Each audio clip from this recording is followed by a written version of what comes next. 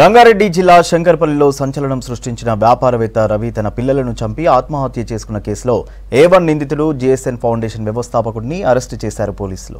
17 రోజుల అనంతరం JSN foundation వ్యవస్థాపకుడు తిరుపతిరావును విజయనగరంలో మోకిలా పోలీసులు అదుపులోకి తీసుకున్నారు.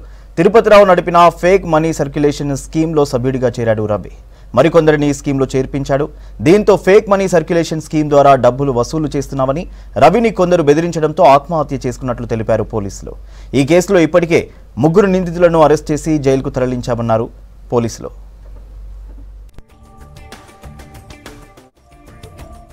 టంగుటూరు గ్రామంలో చనిపోయినటువంటి ఈ నీరాటి రవి ఉదంతం ఇది. నీరాటి రవి తన 3 పిల్లల్ని ఆర్థిక దాంట్లో ఇబ్బందులు ఇరుక్కుపోయి ఈ మనీ సర్క్యులేషన్ స్కీమ్ లో అతను చేరి అతనితో పాటుగా అతని గ్రామస్తులను చుట్టుపక్కల వాళ్ళని కొంతమందిని ఆశపెట్టి చేంజ్ చేసుకోవడం ద్వారా కొంత డబ్బు సంపాదించి తర్వాత అప్పుల పాలైన సందర్భంగా అతను వాళ్ళ పిల్లల్ని చంపుకొని తర్వాత అతను ఆత్మహత్య చేసుకొని చనిపోయినటువంటి కేసులో ఆ నిందితుల అరెస్టు కొనసాగుతుంది. అందులో భాగంగా ఇప్పటికే 3ని మేము అరెస్ట్ చేయడం జరిగింది. 4వ అతను మొదటి ముద్దాయి ఆ మనీ సర్క్యులేషన్ స్కీమ్ నడిపించిన వెబ్సైట్ లో నడిపించినటువంటి గిడిజాల తిరుపతిరావు రాజాం జిల్లాలో నిన్న సాయంత్రం టైంలో అరెస్ట్ చేయడం జరిగింది. అక్కడ రాజాం కోర్టులో ప్రొడ్యూస్ చేసి అక్కడ ట్రాన్సిట్ వారెంట్ మీద ఈ రోజు మధ్యాహ్నం 1 గంటల కల్లా ఇక్కడ తీసుకొచ్చాము. ఇప్పుడు మాట్లాడితే అతను చెప్తున్న కన్ఫెషన్ స్టేట్మెంట్ ఏంటంటే ఈ నీరాటి రవి ఒక మనీ సర్క్యులేషన్ స్కీమ్ లో భాగంగా ఒక వాట్సాప్ గ్రూప్ లో అలా పరిచయం కంటిన్యూ అవుతున్న సందర్భంలో ఇద్దరు చిన్న ఒక 500 రూపాయలు 600 రూపాయలు స్కీములు నడిపించుకొని అందులో 10% అంటే 60 రూపాయలు అలా కమిషనల్ గా తీసుకున్నటువంటి వ్యక్తులు.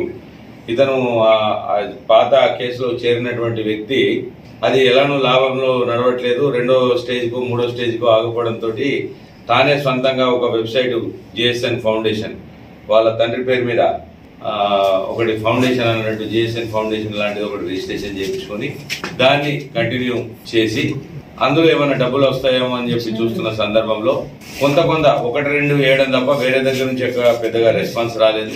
కానీ ఈ టంగుటూరుకి సంబంధించిన నీరాటి రవి అనే వ్యక్తి ద్వారా ఆ స్కీమ్ కొద్దిగా కంటిన్యూ అవడంతో ఈ తిరుపతిరావు నడిపించుకుంటూ దీంట్లో ఆయన కొద్దిగా కమిషన్ ఇస్తూ కంటిన్యూ చేశాడు. ఆఫ్ ది కమిషన్ ఇది ఒక ఎండ్ అయిపోయింది. ఒక 6 months నడిచిన తర్వాత అప్పటి వరకు ఈయన చేసిన అమౌంట్ మేమంతా బ్యాంక్ స్టేట్మెంట్స్ అన్నింటినీ వెరిఫై చేస్తే ఇక్కడ నీరాటి రవి నుంచి ఈ తిరుపతిరావుకు వెళ్ళిన అమౌంట్ అంతా 13 lakhs యాడ్ గా కంప్లీట్ గా చూసాం. ఇందులో ఈ 13 lakhs సంపాదించిన దాంట్లో ఈయన కొంత అమౌంట్ సొంతంగా ఖర్చు పెట్టుకుని ఒక 2 లక్షల రూపాయలు అది ఒక స్కీమ్ లో మన ఫైనాన్స్ లో కూడా తీసుకుని ఒక కారు కొనుక్కోవడము, మిగతా డబ్బులు 2 లక్షల రూపాయలు ఎవరు వేరే వాళ్ళకు దాంట్లో డబ్బులు ఇవ్వడం, మిగతా అంతా తన అక్కడ ఖర్చుల కోసం వాడుకోవడం జరిగింది. కానీ ప్రస్తుతానికి ఇతను ఇక్కడ నుంచి మన నీరాటి రవి అండ్ టంగుటూరు విలేజ్ నుంచి పోయిన అమౌంట్స్ ఆ 2 బ్యాంకులకు సంబంధించిన 13 లక్షల రూపాయల అమౌంట్ గా తిరగడం జరిగింది. ఇట్టి కేసులో ఈ నీరాటి రవి వ్యక్తిని ఇక్కడ రిమైండ్ రెగ్యులరైజ్ చేయడం జరుగుతుంది.